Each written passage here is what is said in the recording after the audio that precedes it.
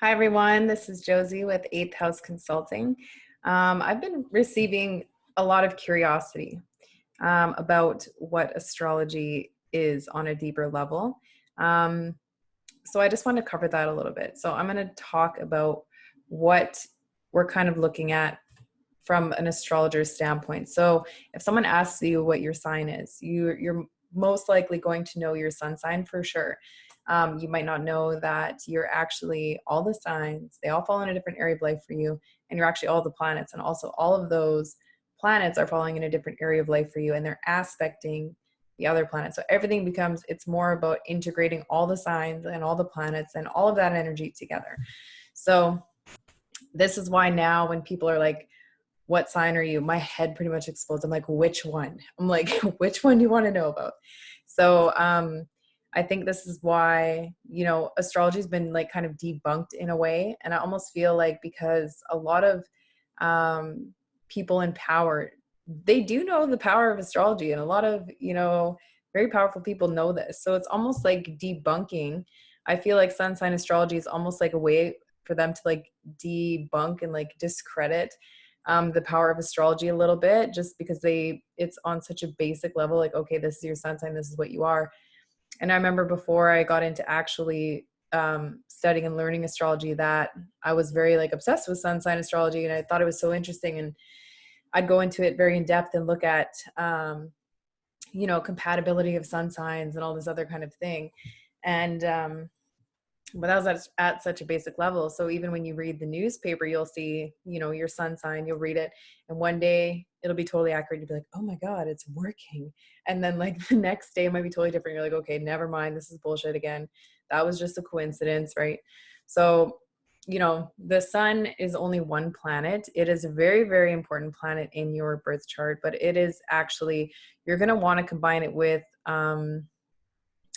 like the most important things to look at, I think, in your birth chart are the two luminaries. So the sun, the moon, and then you're going to look at your rising sign. I'm going to explain what all of those mean. But the sun kind of comes third most important a little bit, but you're going to want to combine all three of these. So the reason why it's third in importance is because if we break this down, the sun takes 30 days to transit any constellation or any sign. So if you've ever had the same sun sign as someone, say you have a Leo sun and one of your friends has a Leo sun, and you're like, why are we these two totally different people? So then you say, okay, well, astrology doesn't work because how come, right? So what you're going to want to do is, the second most important thing is your moon sign. Now the moon, this is a little bit more important because it only takes 2.5 days to transit a sign. So now someone has to be born in the same 30 days within those same 2.5 days as you to be a little bit more similar, right? And then you're going to look at your rising sign. And the moon, by the way, is your emotional body. It's your astral body. It's your subconscious mind. It's your early family life, your upbringing, your home, your family, your mom. And then when we look at the rising sign, this is talking more about your physical body, your personality, your life path, your identity, on a very different level. Okay, so your rising sign is basically whatever constellation was rising on the eastern horizon the moment that you were born. They say that this is the constellation your soul came through. So you're here to walk the path of that sign. So if you guys have read sun sign astrology books or anything like that, basically what's happening in those books is they're describing each of the different signs. They're not really describing the sun and those signs per se, maybe a little bit. But they're describing the archetypes of all these signs, and those are legitimate. But what they don't really tell you is that you are all the planets, you're all the signs. So I'm going to give you guys just a really basic rundown because I've been having some questions about this. And so for this, you're going to need your birth time. Okay, so you can go to any online website. I use astro.com, but you can just type in free birth chart calculator. And you're going to put in your birth information. So you're going to need the date, the time, and the location. to make it really accurate, or to know your rising sign for sure. So this is what, for example, mine looks like. So as we said, this is a little bit more complicated than just the sun being in Pisces. So we can see, yes, the sun is in Pisces, but even if someone was born the same day as me, this sun might be falling in a different house. So what are the houses? If this is your rising sign, this is what I said, the rising sign lays the map of the entire foundation. So the foundation is composed of 12 different houses. Remember, there's 12 zodiac signs. So the first house, this is talking about your life path, your identity, your personality, your physical body. The second house is an area of your life that talks about your self-worth, your ability to love yourself. It can talk about your early family environment, sometimes your lineage, how you make and earn money, what you find valuable, or it talks about your possessions. The third house, this is talking about communication, siblings, reading, writing, speaking, short distance travel. And if you guys do research into these houses, there's a lot more to them. I'm just going to tell you the basic generic meanings of each house. The fourth house represents mom, home, family, your private life. It's more like the least visible part of yourself. So it talks about your internal self as well. The fifth house is talking about children. So you can, see like information about your children. It's your creativity, it's your hobbies, it's what you do for fun. It's romance, it's, gambling or speculative gains, self-started business also.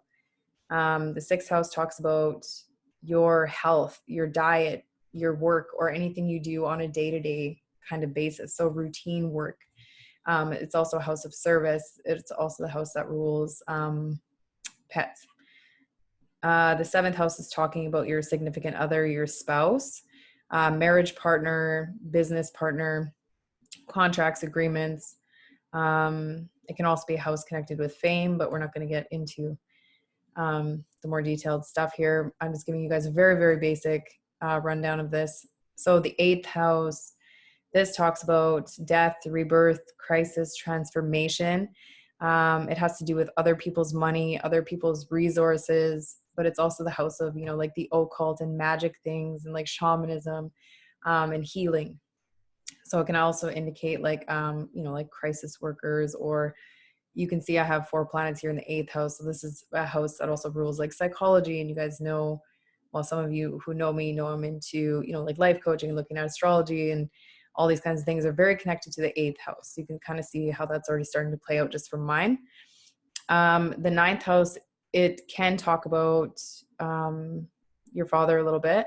But it talks about teachers, mentors, gurus, guides, anyone you look up to, any kind of teachers, higher education. So this is like, where the third house might be more elementary type of education. The ninth house is like college or, higher studies. It also represents foreign travel or foreigners, right? It's a very spiritual house. So it talks about your higher purpose and spirituality in a way. And your belief system. The 10th house, this is talking more about your father. This is also talking about your career, however. So your vocation in life, your reputation, your status, your highest achievements. The 11th house has to do with long-term goals, with gains, with friends, with the older sibling, networks, groups, organizations. The 12th house can have to do with institutions, hospitals, foreign countries. It's a very like subconscious house. It's very spiritual as well. So yeah, this is just a very, very basic rundown of what these houses mean. So basically, wherever your rising sign is, and in any given day, you can be pretty much any of these, right? So it's going to determine where, like if just using the sun, for example, what house that sun is going to fall in. So someone even if they were born in the same location, even just like a few hours after me, they might have the same sun sign. They might have the same moon sign, but they're going to have a different rising sign, and that's going to alter their whole map, because all this is going to get shifted around into different areas of life. Okay. So you, like I said, you're all of the planets too. So all these planets are falling in different houses and different signs. Each of the planets rule a certain sign. So say my rising is Gemini. And I remember the first time I heard this because, when I first started looking at astrology, I was so connected to like being a Pisces sun, right? And I'm like, Gemini, like what? And then once I actually um, learned about the energy of Gemini a little bit more, I was like, oh my God, I'm like crazy. It's crazy. So it gets very, very in depth kind of quickly, but there's a lot of really amazing resources online. If you want to look up, you can literally look up any planet and so you could type in Venus in Aquarius, Venus in the ninth house. You can look up Saturn in the eighth house, Saturn in Capricorn. So you can individually pick apart all these things and you really get a deep understanding of who you are as a person. It makes a lot of sense. But an accurate birth time is really, really important. So yeah, and then this is also your MC. So this is the actual highest point in the sky for that day. So it is talking about your career as well, even if it doesn't fall in your 10th house. So yeah, I'm not going to go into the meanings of all of the planets. If you're wondering what all these lines are though, these are aspects. So basically, even if you have a planet in a house, in a sign, that doesn't mean that everybody with that planet in that house, in that sign is going to have the same experience as you, because these aspects coming off of different planets are influencing it. So let me just give you an example. So this is my birth chart. Someone born in the same year as me, a few months later, has something completely different going on. I'll show you guys kind of what I mean. So this is a totally different birth chart. So all these areas of life are different. All the planets are in different places. This is only a few months after. And as you can see, this person actually has a sun in Leo, but it's in the 12th house. And I remember her always saying to me when she figured out that she was a Virgo rising, she's like, that makes so much sense, because she's always like, I've never identified with the Leo sun ever. And you can see she has it in the 12th house, which is a very, like mystifying, foggy house. It's more like of a subconscious thing. So that's why she didn't really ever resonate with the personality type of Leo, even though the sun is very strong there. So, and then like I said, every sign has a planet that rules it. So Virgo is Mercury, Libra is Venus, Scorpio is Mars, or co-ruler Pluto if you want to consider the non-traditional rulers. Sagittarius is going to be Jupiter, Capricorn is Saturn, Aquarius is Saturn, co-ruler Aquarius, Pisces is Jupiter, co-ruler Neptune, Aries is Mars, Taurus is Venus, Gemini is Mercury, Cancer is Moon, and Leo is the Sun. So then you're going to have to consider where these planets are placed, what houses they rule. So as you can see, it gets very intense very, very quickly. But I just wanted to cover this because a lot of people have been kind of curious about it. So I did just want to give you guys like a basic rundown of why, when people are like, oh, okay, like astrology is bullshit.